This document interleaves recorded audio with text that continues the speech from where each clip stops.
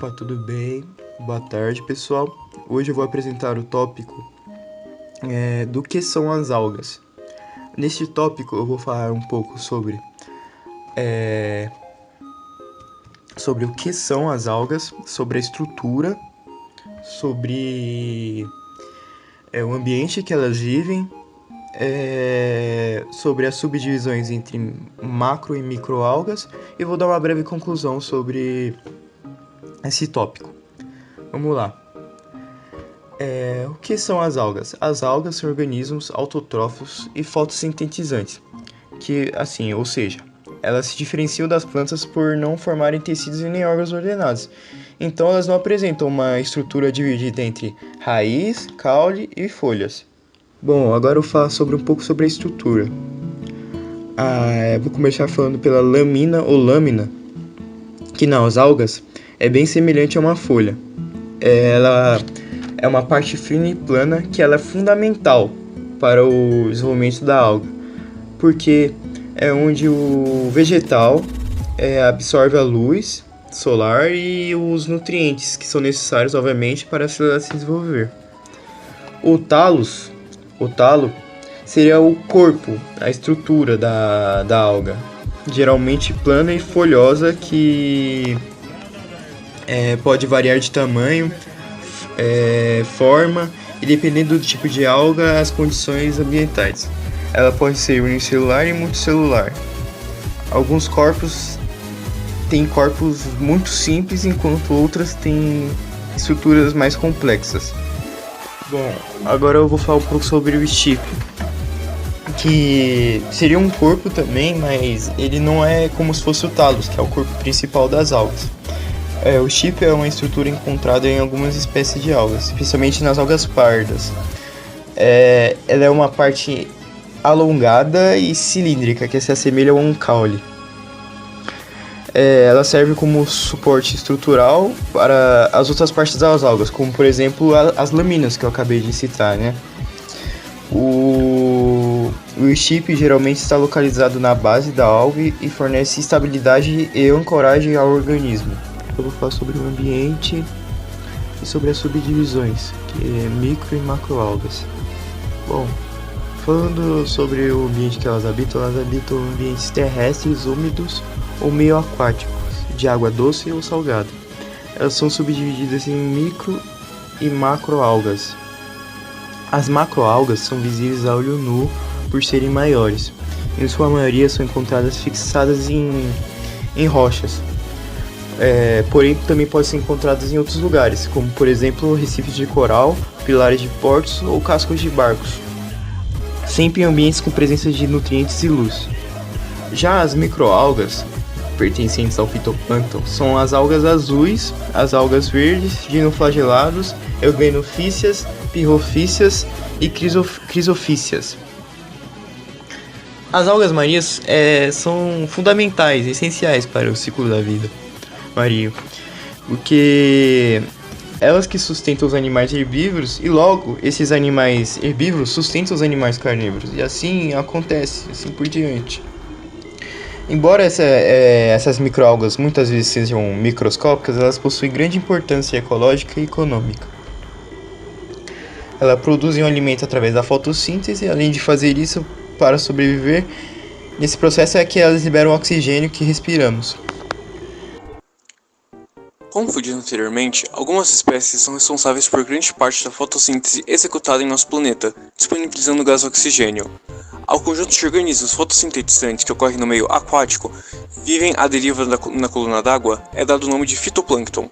O fitoplâncton serve de alimento para o zooplâncton, ou seja, para os micro-organismos heterótrofos presentes no plâncton, que, por sua vez, são base da alimentação de animais maiores. Além de estar na base dessa cadeia alimentar, o fitoplâncton é responsável por uma grande produção de oxigênio.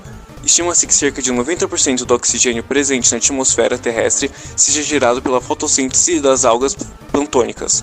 Assim, essas pequenas algas possuem um papel fundamental na manutenção da vida do planeta. Bom, falando agora sobre a importância das algas na biodiversidade marinha. Bom, as algas elas têm um papel fundamental na biodiversidade marinha. Elas contribuem para a saúde e para a sustentabilidade dos ecossistemas oceânicos. Para falar melhor sobre esse tema, a gente dividiu ele em 3 tópicos. Os produtores primários, a fonte de alimento e, por último, o habitat e a estruturação de ecossistema. Começando agora, a gente vai falar sobre os produtores primários. Assim como dito anteriormente, as algas elas são responsáveis por uma parte muito importante da produção do oxigênio no planeta, principalmente as algas microscópicas que a gente chama de fitoplâncton. Elas são as mesmas que realizam fotossíntese e convertem o dióxido de carbono e a luz solar em oxigênio e energia. No exemplo que está aparecendo na tela, a gente pode ver que o fitoplâncton, que no caso é um produtor primário, é a base da cadeia alimentar, já que sem ele, o consumidor primário não ia poder se alimentar. E sem consumidor primário, nós não poderíamos alimentar o consumidor secundário. E sem o consumidor secundário, o consumidor terciário, o consumidor quaternário e, por fim, os decompositores, que são as bactérias. E é por isso mesmo que ele é considerado a base da cadeia alimentar. Passando agora para o seguinte tópico, fonte de alimento. Assim como visto antes, as algas elas servem como fonte de alimento para vários organismos marinhos, desde pequenos crustáceos e moluscos até peixes, mamíferos marinhos e aves. Nós também temos as macroalgas, que também fornecem refúgio e alimento para muitas espécies. Partindo agora para outro tópico, porém no mesmo assunto a gente vai falar sobre habitat e estruturação de ecossistemas. As algas grandes, como kelps e sargassos, elas criam habitats complexos que sustentam uma grande diversidade de vida marinha. Esses habitats, eles oferecem abrigo e áreas de reprodução para peixes, invertebrados e outros organismos. Aqui no vídeo a gente pode ver as florestas de kelp, que são um exemplo de ecossistemas ricos em biodiversidade, comparáveis às florestas tropicais em complexidade. A importância ecológica das algas não se delimita ao fornecimento de oxigênio e alimento ao ecossistema. Elas também são usadas como indicadores naturais de poluição ambiental. Ambientes com grandes quantidades desses organismos são geralmente pouco impactados, pois essas algas também são biorremediadoras de águas poluídas. As algas podem ser muito sensíveis a certas substâncias químicas, como metais pesados, pesticidas e produtos químicos industriais. A presença ou a ausência de certas algas podem indicar níveis tóxicos de poluentes em um ecossistema aquático. Algumas espécies de algas também são usadas como indicadores da qualidade da água. Indicam o pH, o oxigênio dissolvido e nutrientes presentes nela. Por exemplo, um aumento nas algas verdes ou azuis verdeadas, as cianobactérias, pode sinalizar um excesso de nutrientes, indicando poluição por esgoto ou fertilizantes agrícolas na água. As algas possuem uma resposta rápida a mudanças ambientais, sendo a temperatura, a salinidade e a luz. Isso a torna muito úteis para monitorar o impacto das mudanças climáticas e outros fatores que afetam a ecologia marinha e da água doce. O crescimento excessivo de certas espécies de algas, conhecido como florações algais nocivas, pode ser muito prejudicial tanto para a vida na água quanto para a vida dos seres humanos, devido a que certas espécies dessas algas têm a capacidade de liberar toxinas que podem aumentar a mortalidade de peixes e contaminar a água. Então é crucial a detecção precoce dessas florações através de monitoramento algal para prevenir impactos negativos. Além de liberar oxigênio, as algas também emitem dimetilsulfeto, ou DMS, que é o principal responsável na formação das nuvens. O DMS funciona como núcleo na condensação da água. Ele atrai as moléculas de água, que formam gotículas, que, enquanto pesadas o suficientes, vão cair, gerando a chuva.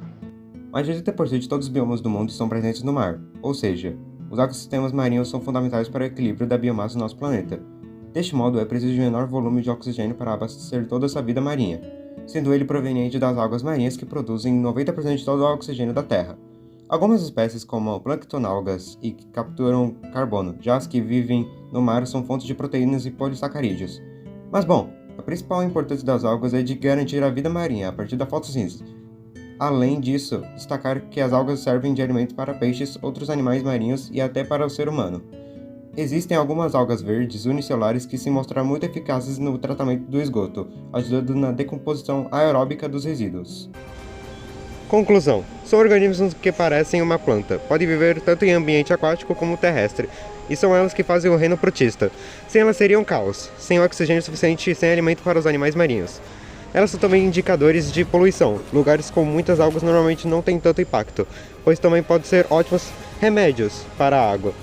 Também liberam o dimetilsulfeto, DMS, que forma as nuvens.